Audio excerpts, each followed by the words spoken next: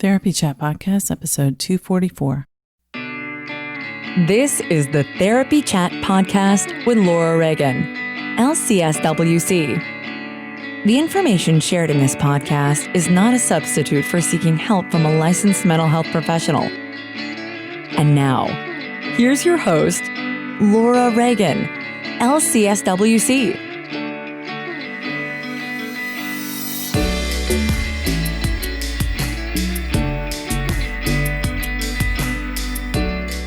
Today's episode is sponsored by Therapy Notes. Between writing notes, filing insurance claims, and scheduling with clients, it can be hard to stay organized. That's why I recommend Therapy Notes. Their easy-to-use platform lets you manage your practice securely and efficiently. Visit therapynotes.com to get 2 free months of Therapy Notes today. Just use the promo code TherapyChat when you sign up for a free trial at therapynotes.com. Hi, welcome back to Therapy Chat. I'm your host, Laura Reagan, and today I'm bringing you a replay of my conversation about dysfunctional families.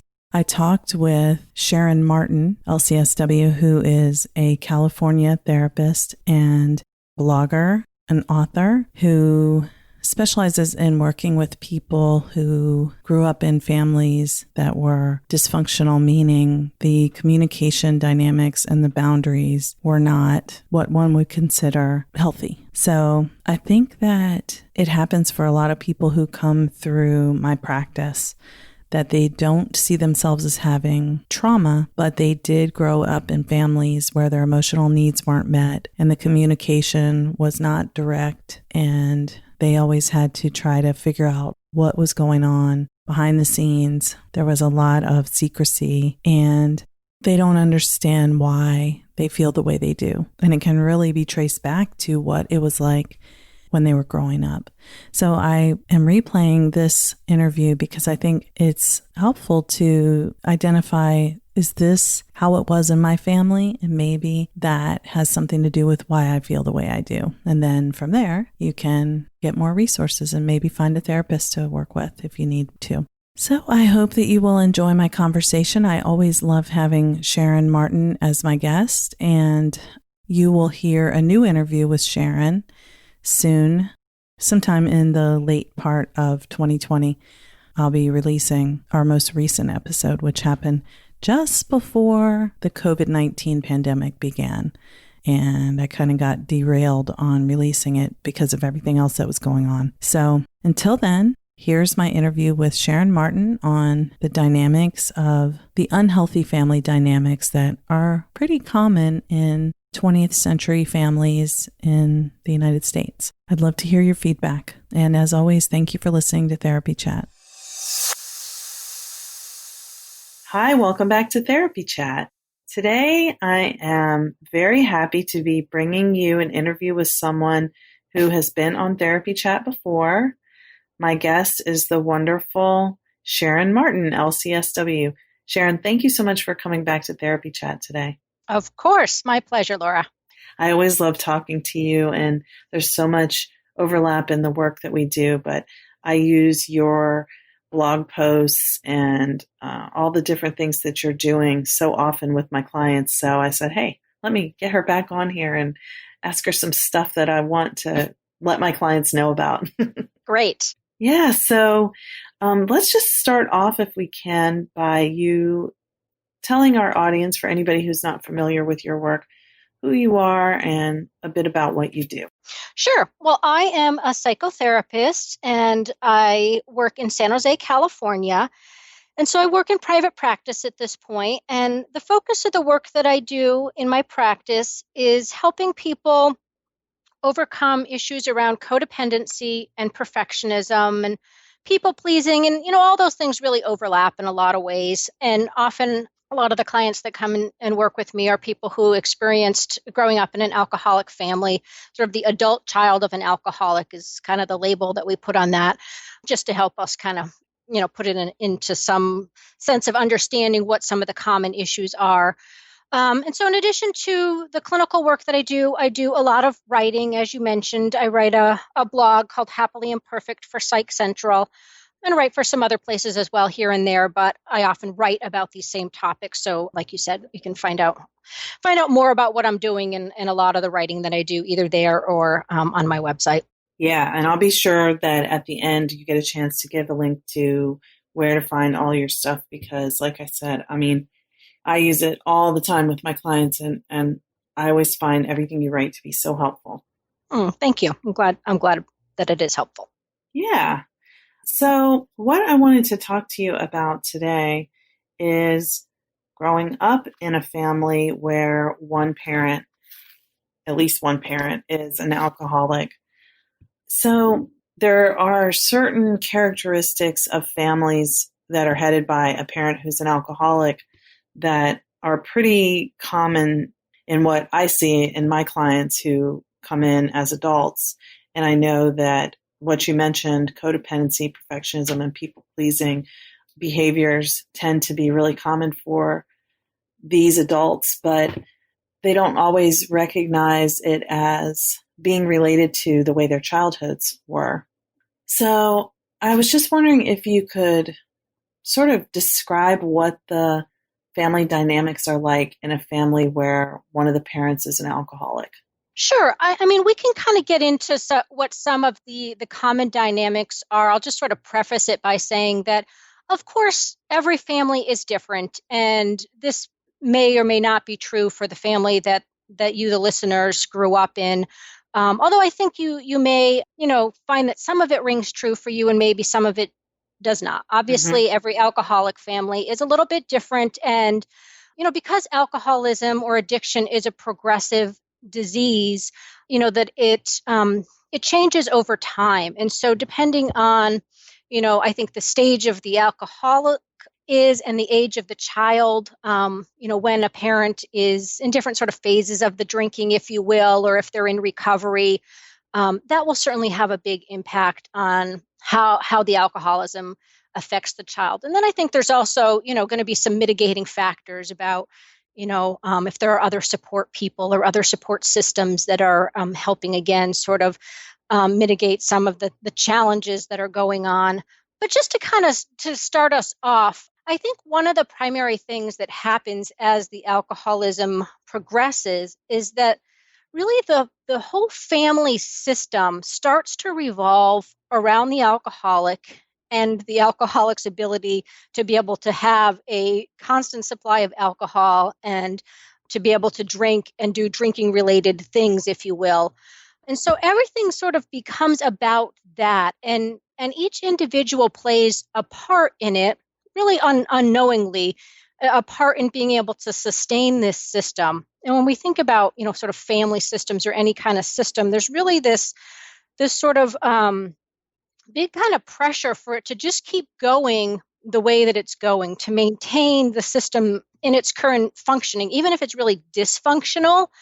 And I think this is the part that can be really hard to understand is, why do we, as the family members of the alcoholic, continue to do these things that sort of don't make a lot of sense in some ways that enable the alcoholic to continue the drinking behavior that we all want him or her to stop.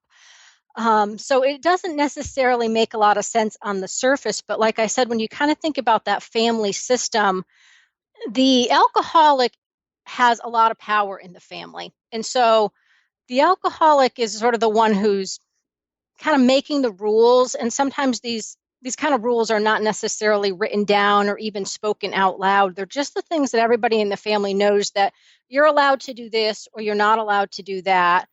And a lot of these family behaviors become centered around how do we cope with the alcoholic's drinking or, their behavior when they're drinking or recovering. We learn that there are certain things that we can or can't do because, we can't have friends over in the late afternoons because by that point, mom has already had too much to drink. It's those kind of things that maybe are never spoken, but we certainly learn that that's a rule in our family that we can't do that. And so again, we're all focused on how do we navigate this, kind of craziness that's going on in our families without really talking about what's going on. It becomes a big secret. Yeah. That's really not talked about in the family. And it's definitely not something that we feel like we can talk about outside of the family. So it becomes a big weight, I think, for people to carry, this big secret, this big source of shame that we can't talk about, that we can't get help for. So I think there's a lot of really kind of suffering in silence that the family does, feeling isolated, and like I said, ashamed of what's going on. And there's a lot of pressure, for the family to look like they have it all together, to look like, a quote unquote normal family, and not let other people know that there's a lot of really dysfunctional things going on, sort of behind the closed doors of the house, essentially. Yes. So I've noticed that there's a lot of overlap between families where one of the parents is an alcoholic and families where, the dynamics are dysfunctional in general, even if neither parent is abusing substances. It's like, it's that same dynamic of, we don't let people know what goes on inside of our home, whether there's abuse happening or the kids, everybody looks perfect on the outside, but if people saw how things really were, Yeah.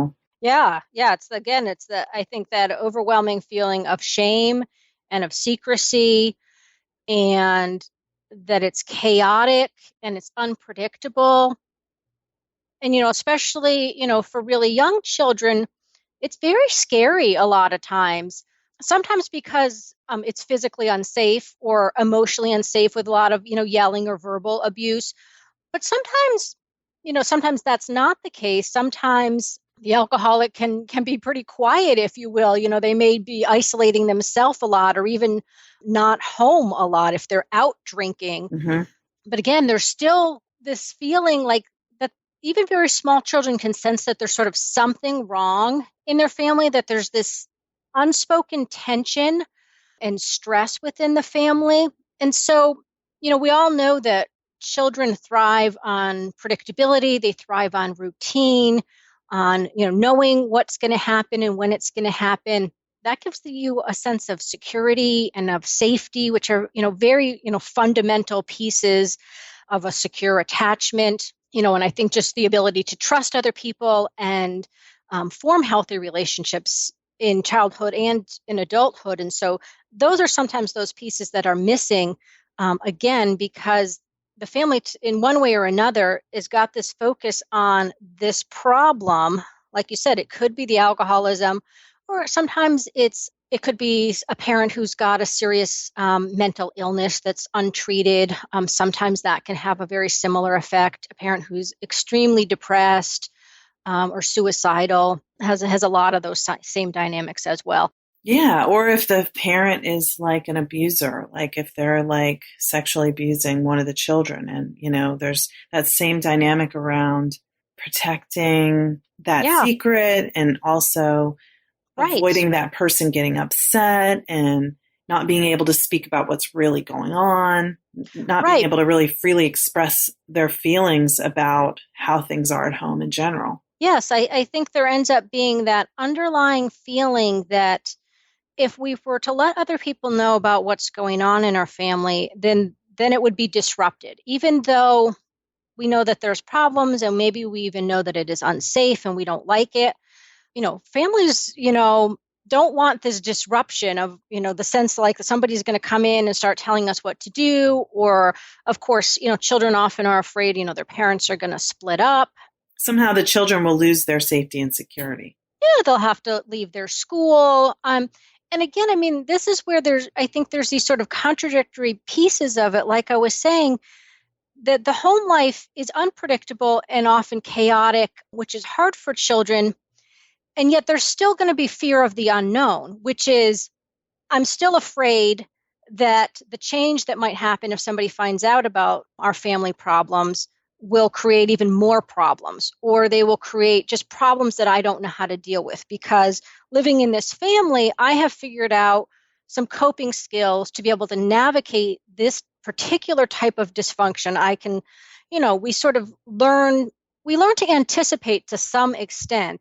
You kind of get that hypervigilance and that real attunement to what's going on so that you can try to keep yourself safe, right? That can sometimes literally be, making a beeline for your bedroom and closing the door as a child so that you can avoid having a confrontation with your father or something like that.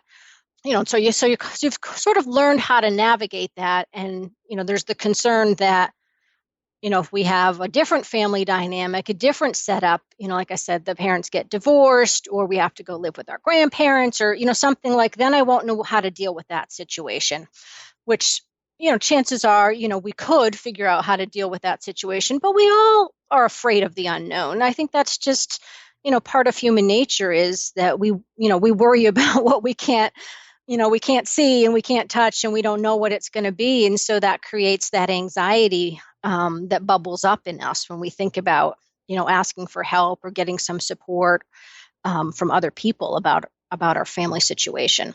Yeah. And I would say too that oftentimes the children feel worried about the parent who is abusing alcohol or substances. And it's kind of like they see them in the way they can understand as being sick. They're afraid that if anybody finds out just how not okay they are, that the child will lose them somehow. Yes.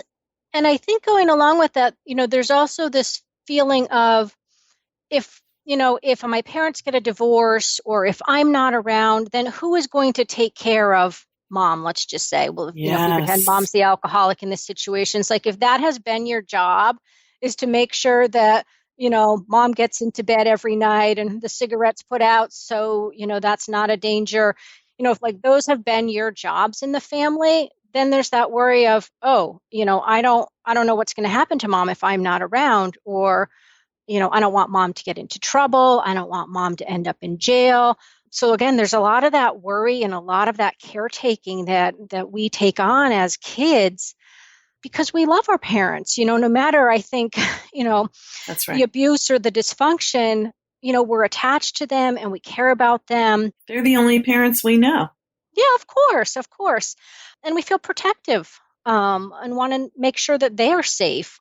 And so, that's one of those pieces that oftentimes, the roles almost get reversed in alcoholic families where, the children are taking care of the parents instead of the parents taking care of the children. Because, the parent is just, not able to fulfill those kinds of responsibilities, whether it's, basic things like, cooking meals or paying bills, or certainly the emotional caretaking is often lacking. That, you can imagine the alcoholic's very preoccupied and very shut down emotionally, that, they really don't have the ability to certainly be in touch with their own emotions, or not a wide range of them, certainly. There are often a couple of emotions, like a lot of times anger, that is all you see. But they can't nurture, you as a child emotionally and really encourage you to have much of an emotional range or allow you to express a variety of different emotions. Like I said, the whole family really gets shut down emotionally because it's so painful. We really, in alcoholic families, people don't really know how to deal with the painful feelings. And so the way they deal with them is, the alcoholic is drinking and sort of numbing out all the emotions that way. And for the other families, there's a lot of just sort of repressing, pushing down of the feelings. And sometimes, finding other ways to kind of numb out with other substances, or food is a big one, of course, or even just, TV, electronics, just kind of zoning out is, sometimes the way people cope. Yes. And I would say from my experience, I want to bring up two dynamics that I've heard a lot. One is where the mom would send the child to the bar, or the child would even go with the alcoholic to the bar as a way to sort of make sure the person stayed out of trouble, or the child is going there to fetch them for the mom, which really puts a child in a terrible position. Yeah. I've had clients tell me very similar things, where they were taken to the bar by their alcoholic parent at a very young age. And sometimes they're put in unsafe situations by the alcoholic parent. Absolutely. Or they were to wait in the car while the alcoholic went in to drink in the bar. Or like you said, the other one is, go find your mother, go find your father who's out drinking somewhere and bring them home safely. That became the child's job, which of course, is completely inappropriate for a child to have that kind of responsibility. But yeah, sometimes that does happen. Exactly. So the child becomes, even to the alcoholic parent, the child is in more of a parentified role of, you have to come home now, and they have to, like, they're like the stand-in for the other parent. But it also, it doesn't, like, it gives no awareness to what maybe the child had an argument with a friend at school that day. Who are they going to talk about that with when they have now this responsibility to go and get their dad or mom from the bar and bring them home? And then they know that when they get home, there's going to be conflict with the other parent, Yeah, there's, most of the time there isn't anybody in the family that they can talk to honestly about their problems and their feelings. And then that goes for, the problems within the family. And like you said, like the problems that they're having, with their peers or in other areas of their life. It's both. It's not safe. It's either met with anger and blame. It's kind of turned around on them, or it's ignored. I think that's a lot of it, is that, everybody in the family is preoccupied with other things, again, sort of maintaining this dysfunctional family system, and that nobody has the emotional wherewithal, to sit down with Johnny and ask him how he's feeling and how his day was. Because again, this starts, if we were to do that, if we had that capability in this family, it would start bringing up all of the quote unquote problems, all of the painful feelings that, this family is working on trying to deny everything that's going on. We're trying to maintain this system, which means we have to say there is no problem, there is no alcoholism. That alcoholism, if we do acknowledge it, is not causing these kinds of problems. That's not what's going on here. And so if you're starting to bring up, these kinds of challenging feelings, that sort of puts the whole system in jeopardy. The system is maintained by everybody keeping their mouth shut. They're keeping their feelings bottled up. And, everyone just focusing on, okay, let's just, do our best to try to, tiptoe around the alcoholic and then, the problems that are associated with that. It's very much that sense of like, I'm just walking on eggshells here. I'm just trying to maintain the status quo, not rock the boat, not cause any problems, not introduce anything new to the family. Yes. So, and that brings to mind the other common dynamic I've heard from clients, where maybe the parent who was abusing alcohol is a single parent, and the child would come home and just kind of, come home from school and be like very hypervigilant about, okay, what am I about to walk into? Am I going to find happy dad? Am I going to find drunk dad? Am I going to find dad crashed his car during the day? Am I going to find hungover dad? Yeah, that's that unpredictability, that, feeling of being unsafe, because I don't know what to expect when I come home. I don't know who I'm going to get, essentially. And I think, like you said, it's probably more pronounced in single parent families, but I think kids, when their parents are together, still experience that feeling of dread and anxiety about not knowing. And like you said, there's that hypervigilance. Again, that's just one piece of how like the whole family is focused in on what's going on with the alcoholic as a way of like self-protecting. I have to really know what his mood is so that I can predict if he's going to do X or Y here, so that I know how to deal with it. Right. And that goes back to what you said about those coping skills. And I know people sometimes talk about coping skills as something that you learn in therapy to help you through. But I think you're talking about what we would really call, oftentimes we would call maladaptive coping skills. Yes. I kind of use the word unhealthy, but essentially the same thing. But like we all develop coping skills to get through life. I think, it's not, we don't, I guess, just for the simplicity of our conversation, we can kind of talk about them as sort of healthier or less healthy. But of course, there's like all this area in between. They don't nicely fall into categories like that necessarily. But Some definitely work better for us, and some ultimately cause us more problems. And the way I really think about this is that, living in the alcoholic family, it's very stressful. It's very challenging. And like we've been talking about, kids from a very young age, they learn how to deal with that. They learn how to navigate that system in order to, keep themselves safe emotionally and physically the best that they are able to. But when we're little like that, we don't have a lot to work with. And we do not have anyone who is modeling, sort of the healthy coping skills. So we just do the best that we can. And then this is, kind of where we end up in adulthood, sort of struggling with certain aspects of our relationships or just aspects of our life, because we are continuing to use those sort of unhealthy coping skills that we learned through no fault of our own. They were truly the best that we could do when we were children, and with the resources that we had. But it's often in adulthood, or maybe, in adolescence, where you start to realize, like, this isn't really working that well for me. This being, super responsible and taking care of, my parents, when I was 10, that was like a pretty good coping strategy for me in that family. But, here I am when I'm 30, and, I'm burnt out at work, and I'm, resentful because I keep, giving and doing things for my partner and my friends, and I don't get anything in return. Then you start to go, well, hey, maybe this isn't working out so well for me anymore. I really need to make some changes. I need to learn how to set some boundaries, and I need to learn how to take better care of myself, so that I will feel better, and I will be happier, and I will be healthier.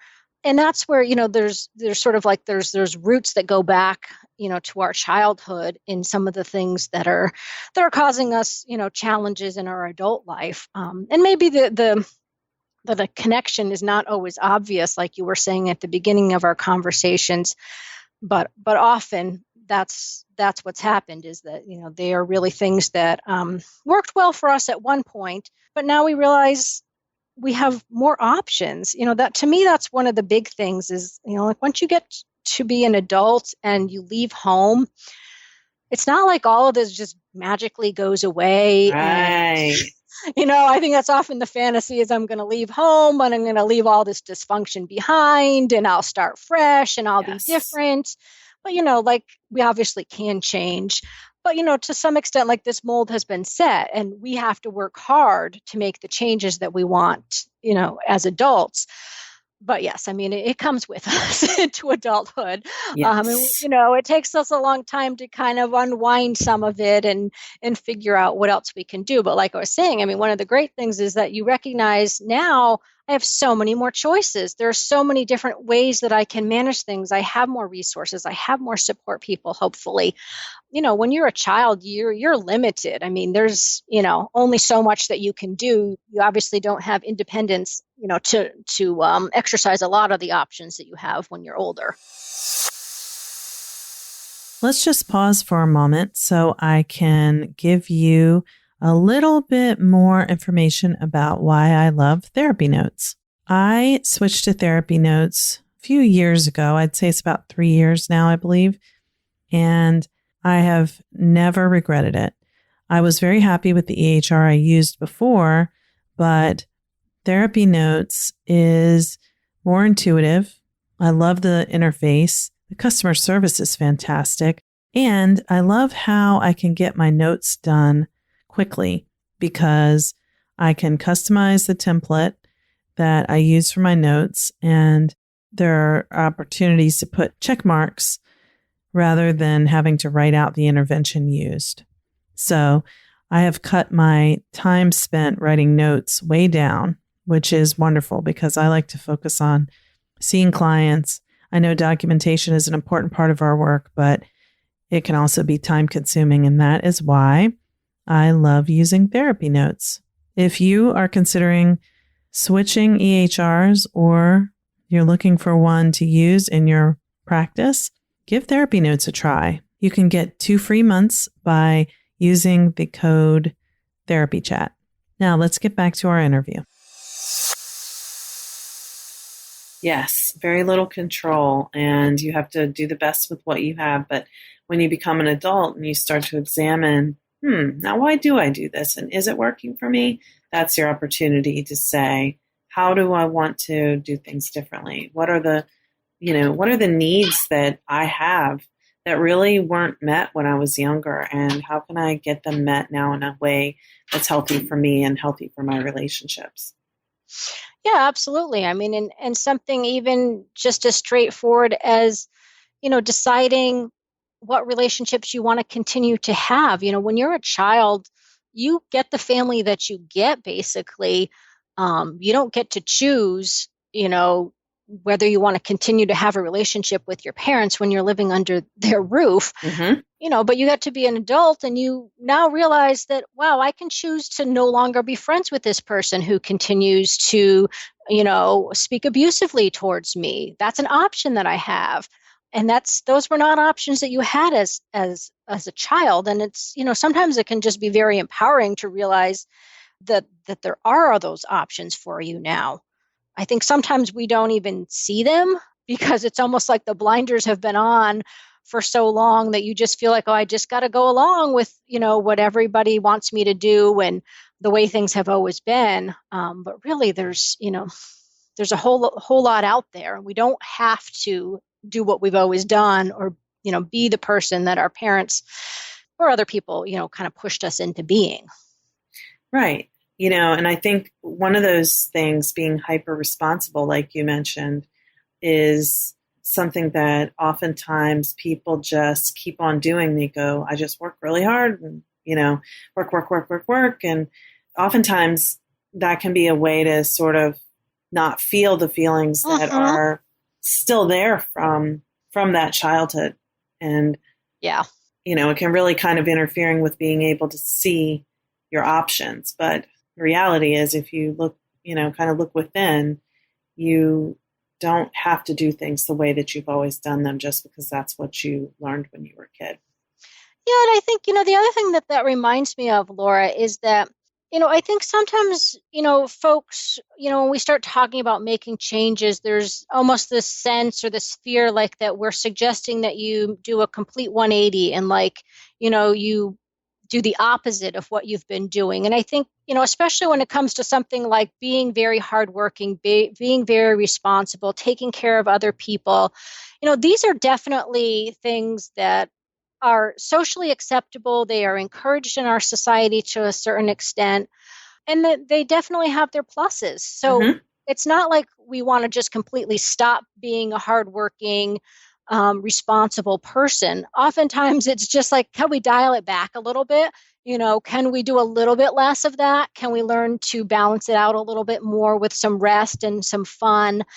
Right. So that not at the expense of your own happiness. Yeah, it kind of works better for you that you're getting the advantages, but not the disadvantages of doing things to the extreme. And that's definitely one of those outcomes of growing up in an alcoholic family, is that things often, we sort of see things as black and white. It's like it's right or it's wrong, or it's good or it's bad for us. And oftentimes there's a lot of the shades of gray. There's things that we can do a little bit of, and that can work well. We don't have to do it, to excess or extreme with things. We can, have a little bit more self-compassion, for ourselves, and we can set more realistic expectations for ourselves rather than just being so hard on ourselves all the time, almost to that perfectionistic standpoint sometimes, that again is sort of that outgrowth of, I think the shame and, just being so shut down and needing, the approval from somebody or something outside of yourself to validate that you're worthwhile. Yeah, I'm with you. Yeah. So, I mean, sort of, just thinking about small changes, I think is often much more doable for people. And it's less scary, obviously, than saying, let's overhaul, all these coping skills that you had. Oftentimes it's just some small changes, some small adjustments can make a big difference for people. That's very true. Very true. So one thing I wanted to be sure to touch on is if you could tell us kind of what are the common roles that people tend to have in a family where one of the parents is an alcoholic? Sure. I can go over that briefly for you. So these family roles for an alcoholic family were developed by Sharon Cruz, and I probably butchered her name, so sorry about that. But and she did a lot of work with alcoholic families, and she came up with these 5 specific family roles that she just saw over and over again working with alcoholic families, and it really is pretty remarkable. I think when you hear a little bit about them, my experience is that it really resonate with people.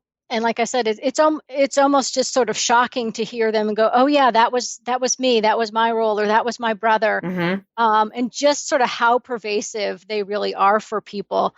So the first role is called the enabler. And this is, in most families, it's usually the spouse, if there is one. And maybe I should just back up for a second, is these roles are sort of semi-fixed within families. People can switch roles, and you can have more than one role at a time. So it does get a little bit confusing, but I'm just going to tell you sort of the most common formulation of how this looks. So usually the enabler is the spouse, and the enabler is the primary person who is trying to maintain the status quo and is trying to, sort of unconsciously help the alcoholic continue drinking, but not have the negative consequences disrupt the family system. And then the next one is the hero. And this tends to be most often the oldest child in the family. And the hero, I like to think of the hero almost as the perfect child or the very responsible child. That's how some people will think about the hero. I mean, this is the person who is supposed to really sort of save the family, if you will, is, so good and so perfect all the time. This would be often that parentified child who takes over the adult responsibilities and just makes sure everything gets done in the family and is sort of, supposed to bring this positive attention to the family. And then after that, we've got the scapegoat. And this child is really sort of the opposite of the hero. This is the child that receives most of the blame. It is the child who is identified as the problem. So this might be a child who was acting out and getting into trouble. So instead of trying to get attention from positive achievements like the hero, the scapegoat is trying to get attention, negative attention, essentially. And then the next 2 roles are the lost child and the mascot. And so these are often the youngest child. And sometimes, if there's a third child here, they may have both of these roles. The lost child will kind of go off into his own world. He will often isolate himself and, kind of be distant. It might be the child who will go in, sit in front of video games and kind of entrench himself in TV, video games, books, sort of a fantasy world as sort of an escape. And then the mascot is really sort of like a class clown. This is the child who tries to diffuse the situation with humor and jokes and goofing around and trying to get people to laugh. So those are those 5 family roles. And like I said, people can move around within the roles. For example, if like the child who has been the hero child, does something that causes them to sort of fall from grace here, sometimes they will become the scapegoat, and the scapegoat will become the hero.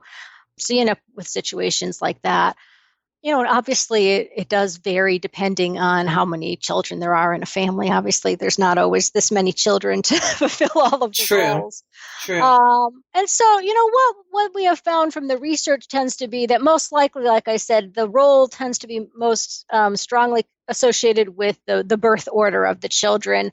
Although certainly, the child's sort of innate temperament or personality traits may impact, or gender of children too, certainly in some families impacts which role they take. So it's not 100% like this all of the time, but it is pretty interesting to think about how everybody plays a part in that system.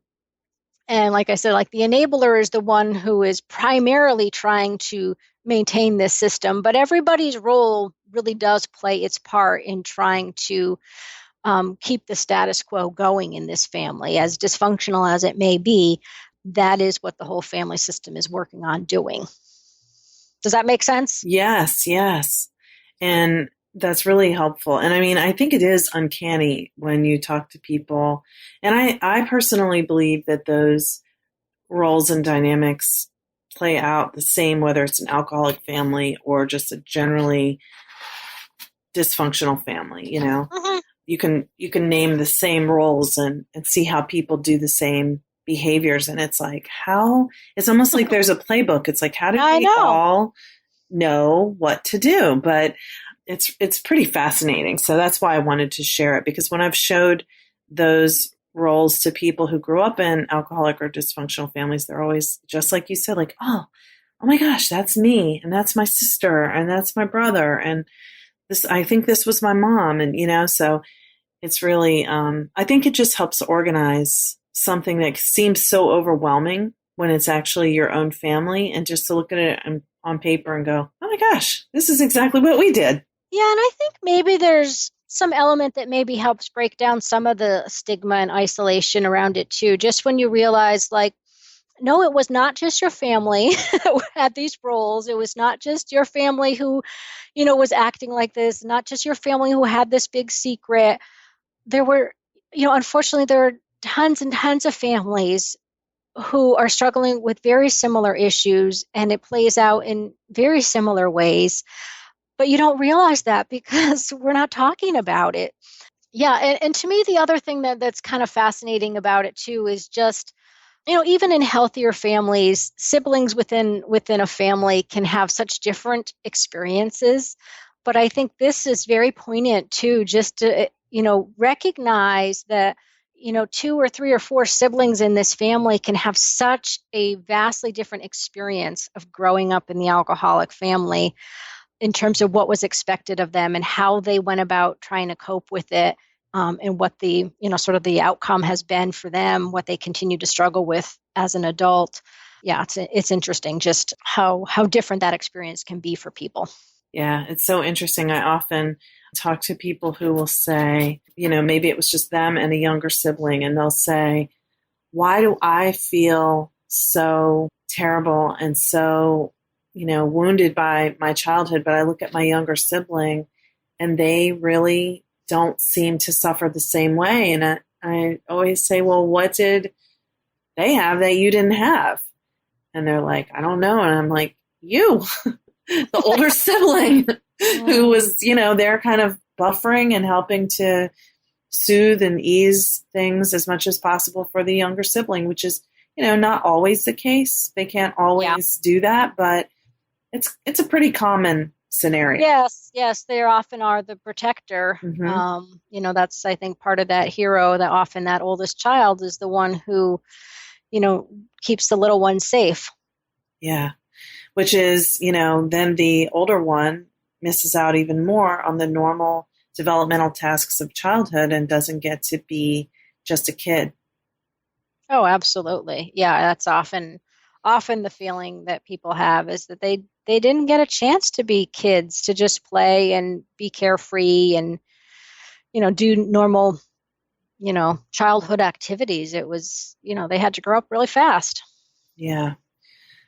So for the last part of our conversation, I would like to ask a question that was submitted by one of our listeners.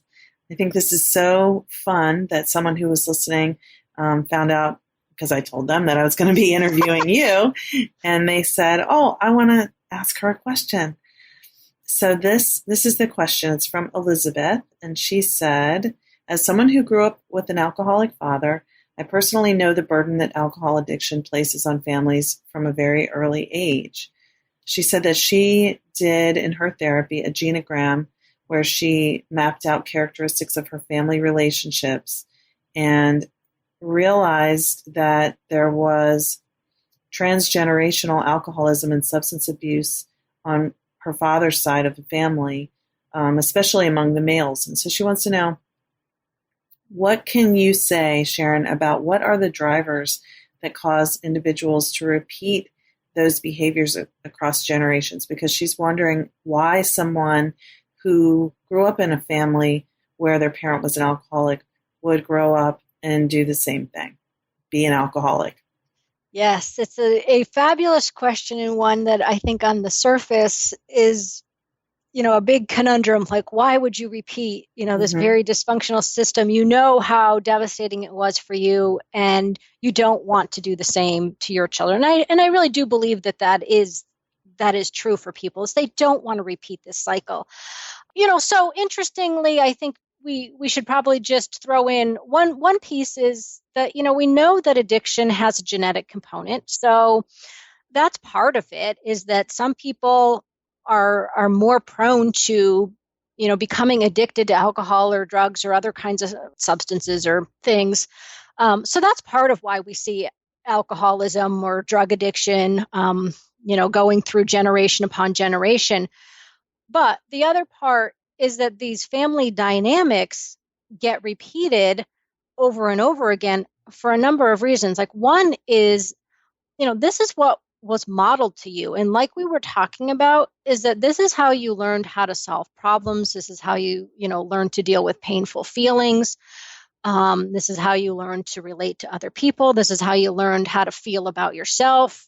Those basic ideas about your self-worth, come from that experience in that alcoholic family. And so if there really isn't a lot of work that's done on recovery and learning new ways of coping, solving problems, different ways of thinking and feeling, and really building some self-worth, some self-esteem, whatever you want to call it, we don't have anything else to work with. Like, we know that that's not what we want to repeat, but unless we have, I think, really sort of accepted what has happened to us and really done a lot of work on healing and learning some different ways of dealing with the world, we essentially don't have any new ways of doing it. And that's part of what happens in the alcoholic family, is it's a very closed system. The denial is so strong that no new information can penetrate that, right? If somebody tries to, bring in some new information or a suggestion or an offer of help or something, it's often met with, rejection. There's that feeling like we don't even have a problem. So why would we need that, counseling or that AA group or, whatever, or there's different, coping strategy. Yes. So often that is what is happening, is that, people just aren't really learning another way of doing things. And I don't know, I feel like I keep saying this. I mean, it's like, it's a lot of work. Yeah. I think the truth is that it's always easier to just repeat what we already know than it is going to be to learn something new. And in this context, where the talking about learning something new involves having to uncover all of that buried pain. Yes. From, years and years and years of painful feelings that we have smushed down, so far. It's a lot of work to pull them up. And frankly, it's very unpleasant. It's very painful for people to start to feel painful feelings when they're, they have been trying so hard to not feel those feelings. So, I mean, it's definitely not that people want to repeat these patterns.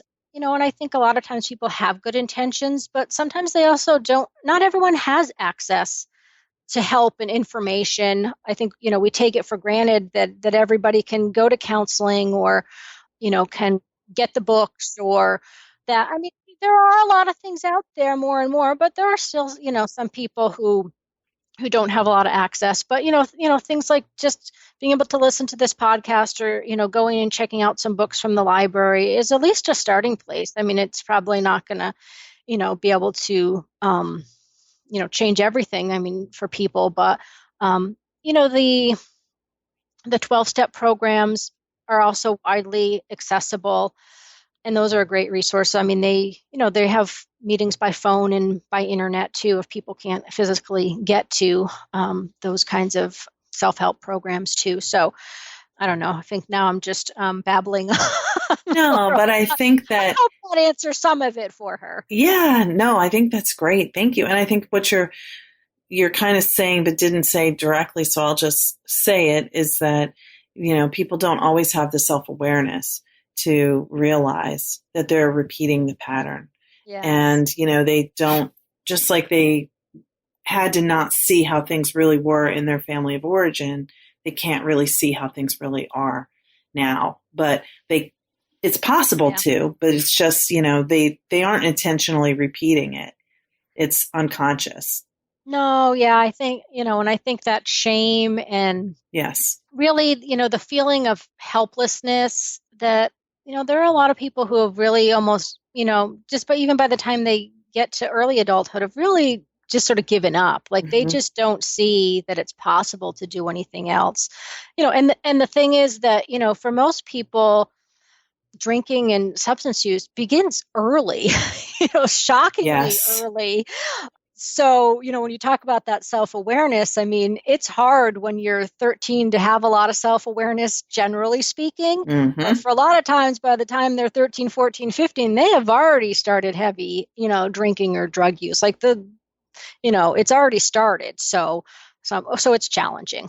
Yeah, exactly. It's like the numbing has already begun and it just kind of maintains and shows up in different ways throughout the teens and 20s and often 30s, 40s. And then the person goes, oh man, wow, like what happened? How did I get here? I need to get help.